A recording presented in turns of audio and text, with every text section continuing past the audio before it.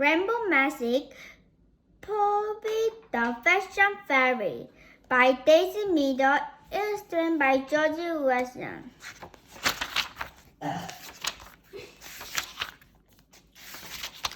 Birthday Trouble. Kirsty, Tate, and Rachel Walker were busy wrapping a birthday present for Kirsty's friend, Charlotte. There, said Kirsty, tying the ribbon. Kirsty going to love the silver headband. It's so pretty. Are you nearly ready, girls? Mr. Tate called up the stairs. Dad and I have a lift to 2 minutes. Just coming, Mom, Kirsty replied. Then she turned to Rachel. I can't believe you're going to another party, can you? She grinned. Rachel shook her head. I wonder what's going to happen this time, she said excitedly. Two girls share a secret. They were friends with the fairies. And while Rachel had been staying with Kirsty's family, and girls had been helping the party fairies of Fairyland, Grumpy Jack Frost had sent his goblin servants into the world to cause trouble at home parties. When a party fairies arrived to put things right, a goblin will try to steal her magical party bag and take it back to Jack Frost. Rachel and Kirsty had been helping a fairy keep their party bags safe, which meant that all the parties that week had been especially exciting. Kirsty and Rachel put their party dress into a bag with Charlotte's present and rushed downstairs. Kirsty's parents had to go out at afternoon, so Miss Tate had arranged for a girls to go to Karen's house a little early. We met nearly a party first now, Kirsty said as she and Rachel were along the wall. Rachel couldn't stand it off on her finger. Cherry the cake fairy, Melon the music fairy, Grace the glitter fairy, Honey the sweet fairy, and Polly the party fun fairy. She said so. The only two hadn't met are Poppy the fashion fairy and Jasmine the present fairy. Kirsty put in. I wonder if we'll see one of them today.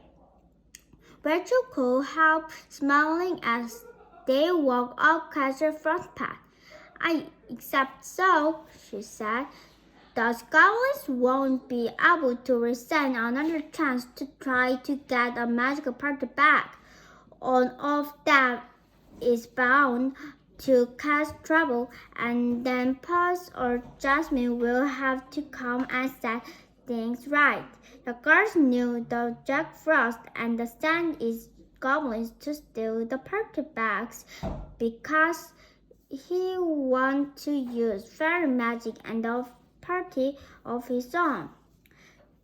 It was a result of Fairy King and Queen surprise jewelry party, which had the organized by the fairies godmother for the end of the week. Kirsty and Rachel had both been invited to the jewelry celebration as special guests.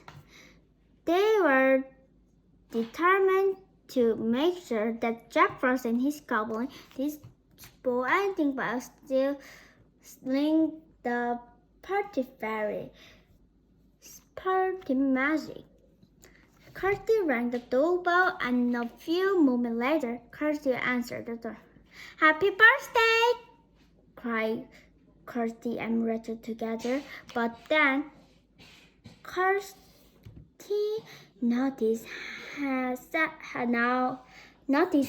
sad her friend was looking. Is everything right? She asked in concern. Kirsty didn't seem to be in the birthday mood. She was wearing a party dress, and she wasn't even smiling. No, she will. Everything is not all right. My best dress has been ruined. Ruined? Rachel echoed, how? Rachel had the front door open. Come upstairs and see, she said miserable. Kirsty and Rachel gasped when they saw Kirsty's white and gold party dress hanging on the wall door.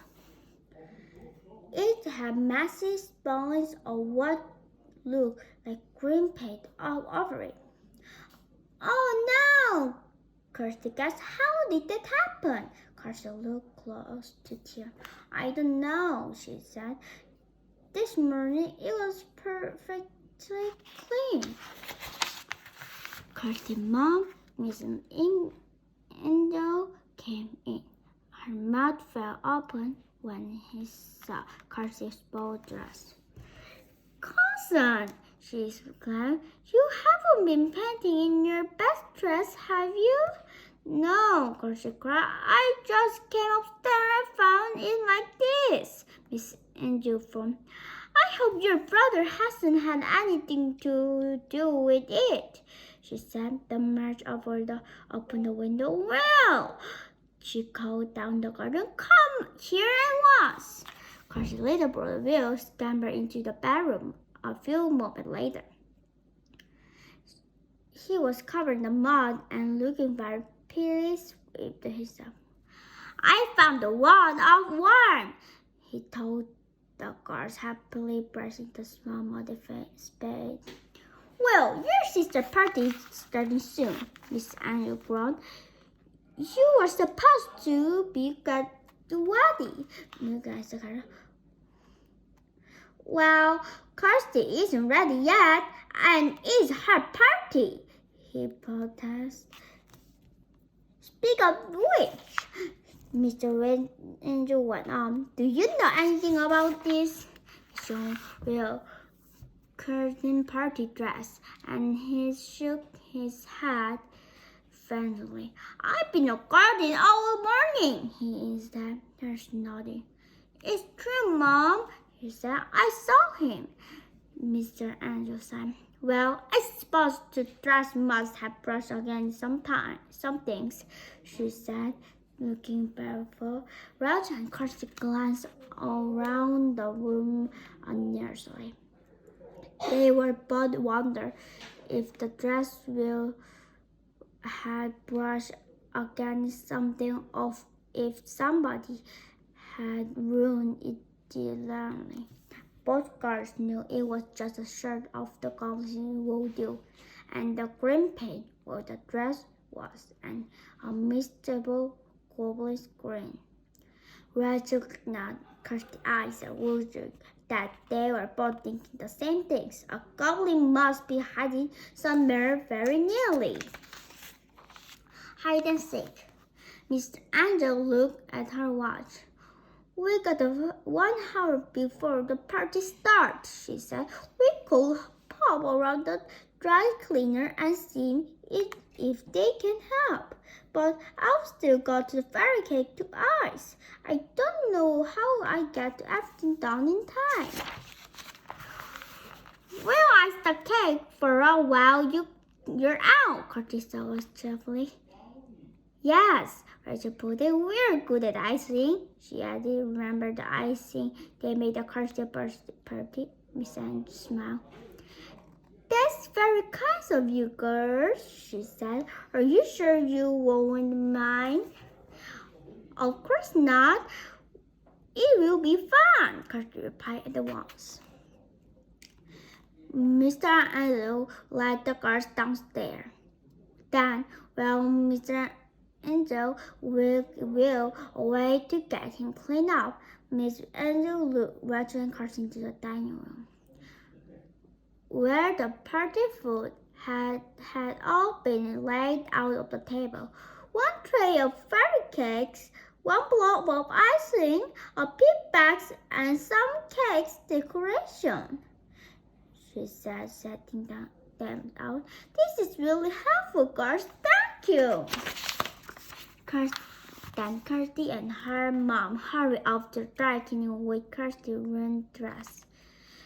As soon as Kirsty and Rachel heard Miss Angel car leaving the driveway, they looked at each other meanly. We got to find the goblin, Kirsty said in a low voice, before he does even else to spoil the party. Well, he must have been in Carter's bedroom not so long ago. Let's go back up and see if he's still there, Rachel said. The girls made their way upstairs to Carter's room. Kirsty put her finger into her lips as Condor rumbled and flung the down door wide open. Kirsty's heart was pounding as she and Kirsty peeked inside. Jack Frost's goblins were very singly. You could never tell where they were going to pop out.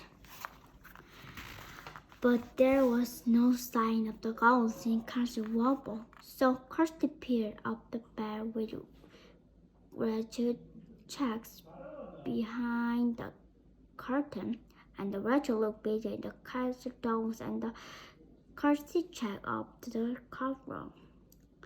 Either he hid somewhere really clever, or he left the room, Kirsty said at last. Rachel sighed. We could be anywhere in the house by now, she said, just waiting to cause more trouble. Kirsty glanced at her watch.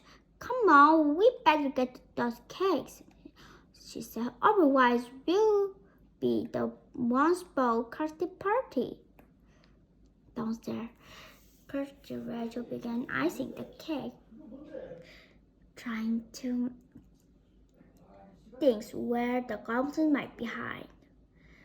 Kirsty peeped her heart shape onto each cake, while Rachel discarded them with hundreds and thousands. Rachel was just finished, and last cake went. Kirsty knocked her. Look! She unlearned. Rachel looked up to see a steam for tiny sparkling red herb floating past the window. But girls ran over to take a closer look. Tess waving at them through the glass. It was beautiful smiling fairies. Goblin attack. It's Phoebe the fashion fairies, Rachel cried, opening the window for her.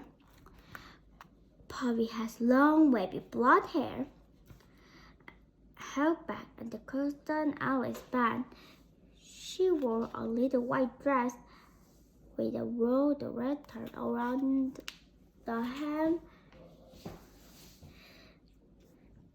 and matched shoes. Her son wearing the fully hard at one end of glitter in the sunlight. She hung inside and perched on the windowsill. Hello, she said in a bright silly voice.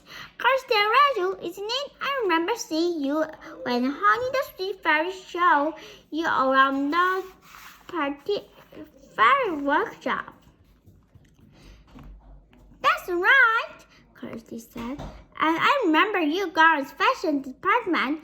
We all look wonderful, sparkling fairy dress. Possible nod to the look the sisters. Now I hear that there was a pretty dress this round here, so I've come to work a little bit for fairy magic and sort everything out.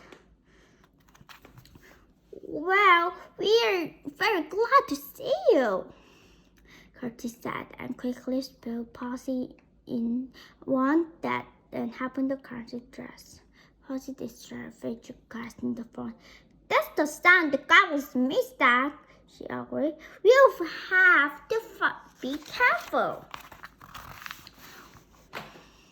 We just cleared this icing this away, Rachel said, and then we show you where Cossy's bedroom is.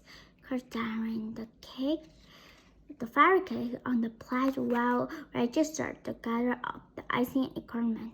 Possibly flew over for the closer look at the cake. Cherry, the cake fairy will be proud of you too. She's almost followed the mid-air. This looks good enough for the king and queens of fairy themselves. Rachel thought,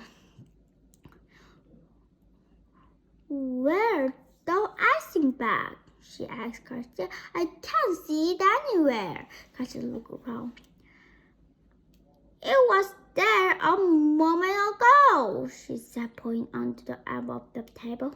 "I know," Rachel agreed, sounding puzzled, "but it vanished."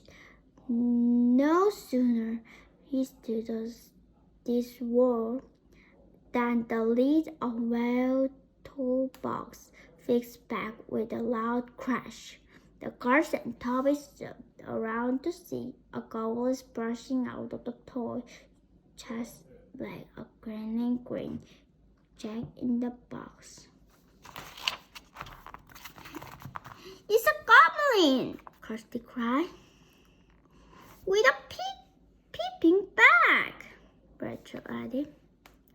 The goblins had to the peep bag and the ninja heart. "Let's get the icing shot out the puzzle, Tommy." "Help!" She cried, each surprised tumble backyard. Kirsty and Rachel watched his honor as Pussy fell. Luckily, she landed a big gently up the middle of the table, and then bounced into the air again and ran to the seat into the balance. Slash! Back into the jelly, Pussy plucked. She was quite unhurt, but the time he lost the grips on her magical party bag and flew across the table. "Just what I was after," the goblin called, leaping out of the toy box. Rachel gasped. "Oh no, you're not, don't!" she cried, dancing around the table to try and reach the party bag before the goblins could take it. But she was too late, and the goblin's green hand closed around the power-smelling party bag size before Rachel could get to it. Nobody home. The goblin's green nastily snatched up the fairy cakes in his another hand and leaped out of the window with the garden.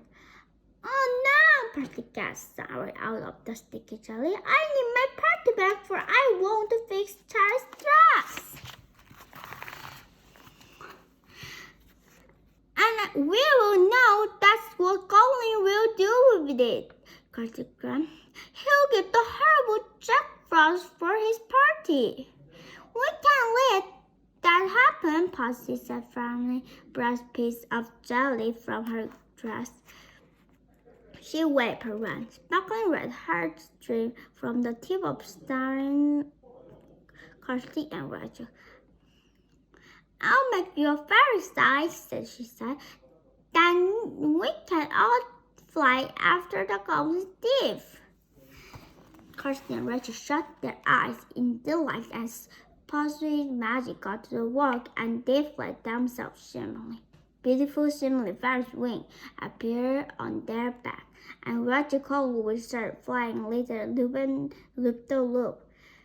It was so much fun to be able to fly.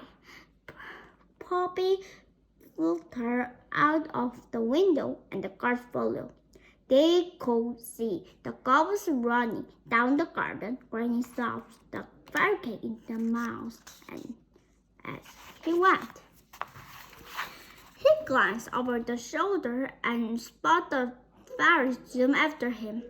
A look of the parents crossed his face, and he glanced around weirdly, searching for somewhere he hid. The next moment, he spotted Wendy's house at the bottom of the garden and charged toward it, diving inside and slamming the door.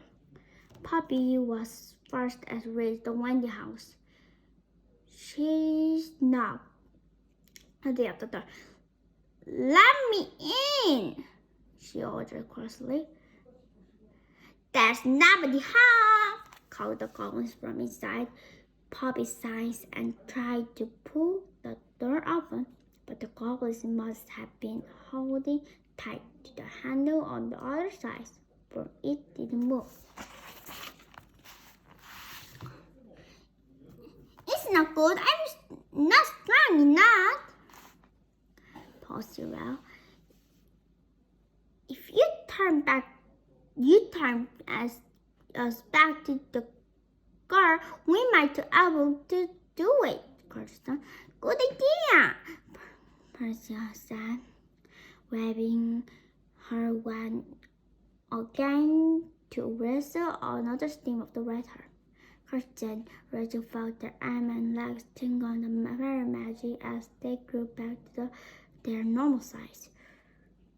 "Right," Rachel said, grabbing hold of the door. "Let's get this door open." There was a scum sound from the inside the bunny house. Then the Rachel dismay. She was finding that she couldn't even turn the handle. "The goblin must have left something under the door handle," she cried after. "A chair or something. It won't budge at all now." Percy cried. "What are we going to do?" she asked me. Percy looked around, distracted, trying to sting. She seen a cake crumble that the goblin had dropped on the grass. Had given an idea. Suddenly, as goblin liked cake, the Rachel had the electric powers and the cold tabby came out with some more. She whispered her ideas to Phoebe and Rachel, and they both nodded approvingly. "Goblins always want to get their hands on more cake," Phoebe laughed. "It's a brilliant idea." She turned back toward the angel house and waved the wand to the springfires. Kirsty and Rachel watched the environment. The stream of the water shoot of the positive wand, the carrot house. A moment later, something very strange happened. "Are those one I think there are?" Kirsty asked, starting. "Flying fairy cake!" Rachel gasped. A small particle of cake was whizzing through the air toward the Wendy house underneath V formation. Kirsty's lip rose as she saw a goblin appear quietly out of one of the window's windows. He licked up his lip when he saw a flying cake.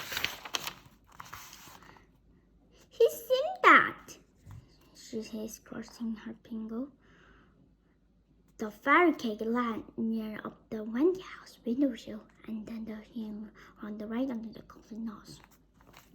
"He looks troubled," Rachel whispered hopefully. The goblin had her face pressed up against the glass ceiling, but then the side of the car peeped at him, and the demon suddenly came over his head. "If you think I'm coming up the field, Mr. Fairy Cake, you got another thing coming," he yelled, following his eyes out. "I know it's trick and I'm stay here," Rachel sighed. He'd been sure the dreading goblins won't be able to withstand more cake. Then she glanced down to her watch and flipped. "Oh no, we only got 10 minutes for the carrot party starts," she cried. Kirsty looked at her in honor. "Carrot and her mom will be back any second," she exclaimed. "We got to get the goblins out right now." a wave of embarrassment. Rachel and Paul started out the garden, wondering what to try next. Rachel stopped the garden hose, and her eyes lit up, and the doors popped into her face. "How about this?" she asked the other two. "We put the end of the hose down the chimney, turned the tap on, and float the nasty ghosts on the one house." Kirsty called. "I love it," she said. Percy was smiling. "Gobs don't like water, and they had gotten cold wet feet," she added. "If anything got wet there, a cold shower will." Kirsty grabbed the end of the hose down the one house. Suddenly, Rachel ran to turn on the outside tap. A few moments later, there came the great splash, quickly followed by the surprise by the goblins. "Where the rain come from?" he grumbled. "I'm getting wet."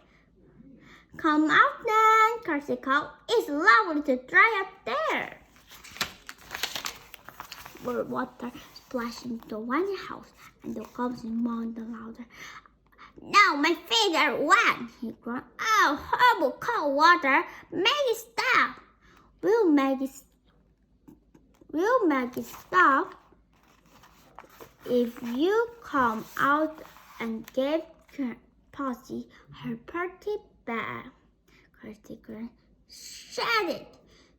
the goblins replied gently. "Really, this party bag is mine now, and I'm going to give it to Jack Frost."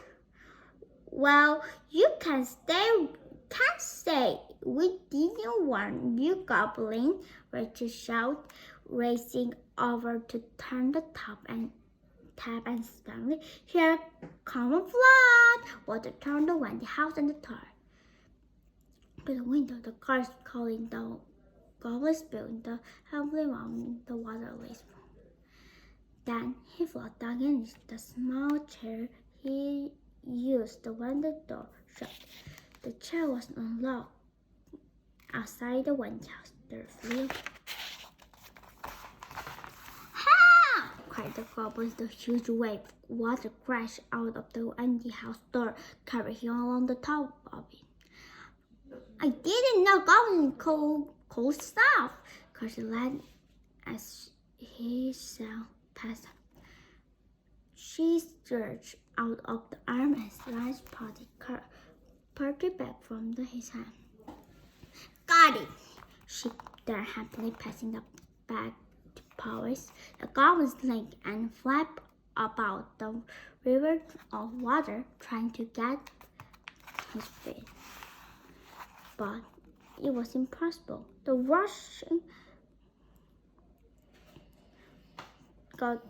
rushing to the river of water, but it was impossible. The rushing stream carrying him all the way down the garden to the pot, splashed into the pot when the goblins. Kirsty, Rachel, and Phoebe would have let them hear what goblins came out, dripping over red with a huge cloud. The weight placed the hand. He looked very sorry for himself. "I almost heard the magic he must special on Mom," Posy cards. "Some swimming trunk, goggle, and the nice flower swimming hat." Scratch. The goblin stopped away different.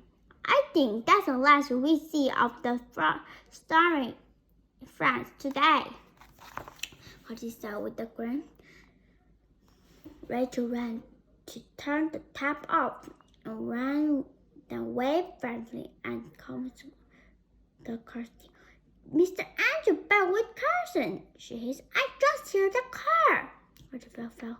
Not only the garden mud bad now, but the road house was a mess. A big yellow chair was ruined, and she was wet too. How the earth You're getting this plan. Everything to Miss Anne. Leave it to me, Kirsty quickly. You keep Kirsty's mom talking. I'll fix the Wendy house and then the dining room. Now hurry! Kirsty and Rachel ran into the house to find poor Kirsty looking more upset than ever. Then cleaner, and they never been everything like the pain. She explained sadly. Dad tried to all sort of things to get it off my dress. Nothing will save it. Angel put the cone's arm to the door. Never mind, she said. You got lots of nice things to wear. You just have to choose something else. She glanced over the curtain and tangled in Tom's hair. And you two should change too, Mr. Melvin. And practical himself any minute. The puzzle from the between the eyebrows and the right and damp cone. You look rather wet. Are you all right? She said. Kirsty began. Not sure how to explain the background person. We're fine, Rachel put in Hanley. We just got a bit fast when we were washing up the icing things. That's all. Mr. Angel frowned clear. I completely forgot of the fairy cake, she said. Do you ever get all finished? She walked toward the dining room door. Well, we're Rachel turned the other finger of the cloth measure into the room. Percy's parents had planned to marry the Wendy house back to normal and shut up the dining room. A dress to embarrass. Kirsty and Rachel should have worried. Clever paused as a world wonder. The fairy cake were Nancy and Nurse on their place or more, and the jelly was a perfect wobbly set for them. Nobody will ever dream that a party fairies had fallen into a 20 minutes ago. Kirsty blanked her noticed tiny glitter of a sparkling red light flickered around the table and vanished quickly. She turned Rachel questioningly, and Rachel nodded. She hadn't seen it too. The last sparkle of fairy magic. Luckily, Mr. Angel had noticed such things. She was too busy unpacking the fairy cake. You are clever girls, she said. I couldn't have decorated that more beautifully myself. Thank you so much. You're welcome, Kirsty smiled off the rose. Now we're ready to go and get changed. Just then, there was a second cry from the upstairs. Kirsty, Rachel, come quickly! Kirsty and Rachel rushed out to the Kirsty room. To their amazement, hanging out the wall door were three girls' party dresses. One of the beautiful deep red, all covered in the golden heart, with the Mary's handbag and stars up the sleeve said Charlie is prettiest and writing, and the other two dresses had the red Kirsty and Rachel. Kirsty's dress was pink and the lemon dragonfly emerald during the hymn, and the Rachel dress was linked with pink butterfly around the necklace. This is the most beautiful dress ever. Kirsty is so keen. The red material, but where did it come from? She opened the mouth, but the thing that seemed to say, how cool he is when the tree out of the fairy gifts.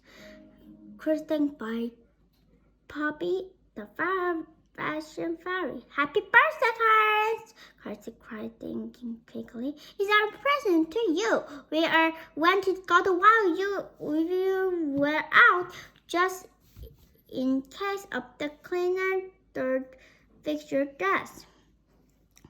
And you're a little something else as well, Rachel added. Pull the present they wrote to the year in the past. Happy birthday! Oh, thank you, Kirsty cried happily.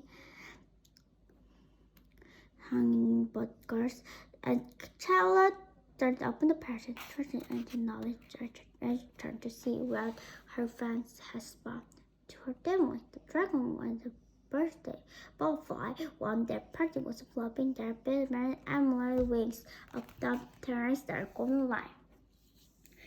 She glanced at Kirsty. They were both putting on wearing magical dress. Kirsty pulled off the last bit of the wire paper. What's a gorgeous necklace? She exclaimed, holding it out. I love it! Kirsty and Rachel stand. The silver handbag were wrapped up for Kirsty's back as Kirsty's house had been turned into the gleaming golden necklace with the three heart-shaped red band through the middle. Positive work again, not dummy. Kirsty was smiling. Kirsty put the dress on the fastening of the necklace for the neck. I must show Mom, Kirsty said, twinkling happily. Thank you so much. This is turning out to be the best birthday I ever had. As soon as Kirsty had left the room, Possibly picked up the phone behind the cushion. With a smile, he waved her on, and the Kirsty and Rachel showed how dancers wear their new party dress, while their old clothes were neatly told past the back. Oh, Polly, their dress was just glorious. Kirsty Jimmer standing with the front of the mirror. Thank you. I feel like a fairy all over again. Wear this. Kirsty added, dancing toward the new dress. Posy checked one spring. Oh, it's nothing, she said, blowing the travel place. I'm just doing my job. Happy to help. She smiled. Anyway, I shall be thanking for you for saving my party bag from the goblins. Oh, it's nothing, Kirsty cried. Happy to help. Rachel, just doing our job, they crossed. Possible came over the huge stamp. Have a lovely party, she said. I must fly back to find them now. Kirsty and Rachel waved goodbye as Posy disappeared a surge of the glitter fairy dust.